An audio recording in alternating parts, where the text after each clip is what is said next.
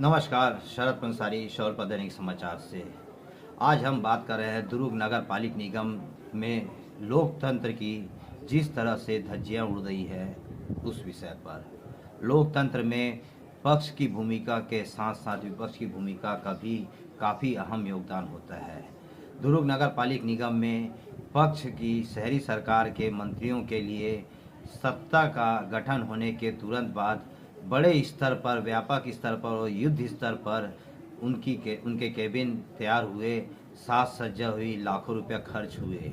शहरी सरकार के सभी मंत्रियों ने एक साथ कक्ष में प्रवेश किया और विधि विधान से पूजन कर शहरी सरकार के कार्य का आरंभ किया। परंतु विपक्ष विपक्ष को शहरी सरकार पूरी तरह भूल गई। विपक्ष में इस समय कांग्रेस की शहरी सरकार के सामने कांग्रेस से संजय कोहली विपक्ष की नेता की भूमिका निभा रहे हैं, परंतु विपक्ष के नेता को कक्ष आवंटन अभी तक नहीं हुआ है। मिली जानकारी के अनुसार कक्ष आवंटन होगा, इस बारे में अभी भी संशय का विषय है।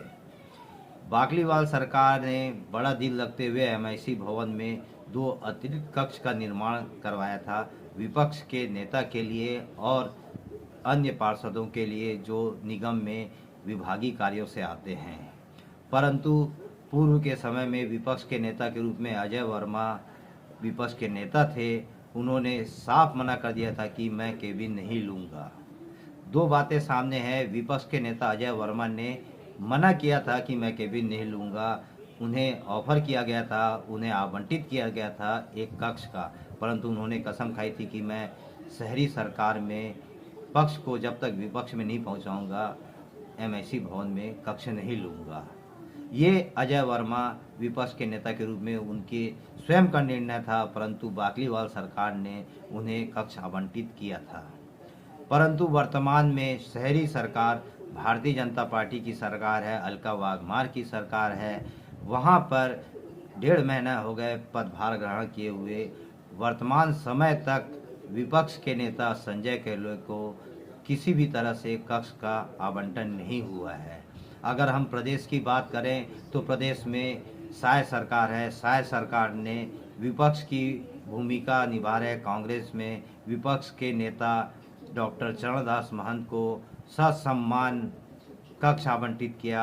जो शासकीय सुविधाएं हैं, प्रोटोकॉल है, वह उन्हें दिया। परंतु शहरी सरकार प्रदेश की विष्णुदेव साय सरकार के सुशासन के बिल्कुल विपरीत चलती हुई नजर आ रही है। वर्तमान समय तक विपक्ष के नेता को उनके हक का कक्ष आवंटन नहीं किया गया है। ऐसी भी सूचना मिल रही है कि कई पार्षद नहीं चाहते कि विपक्ष के नेता को कोई कक्ष आवंटित हो।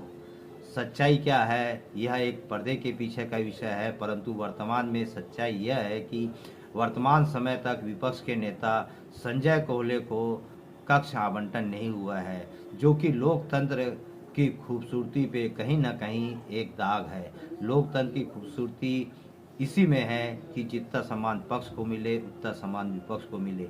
पक्ष और विपक्ष के रहने से ही लोकतंत्र मजबूत होता है, लोकतंत्र की खूबसूरती बढ़ती है और इसी लोकतंत्र की खूबसूरती को पूरी दुनिया देखती है।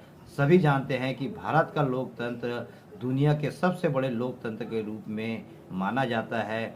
इस लोकतंत्र की खूबसूरती पर दुर्ग नगर निगम की शहरी सरकार कब विपक्ष की भूमिका को सम्मान देगी, विपक्ष के नेता को सम्मान देगी, यह आने वाले समय में बताएगा।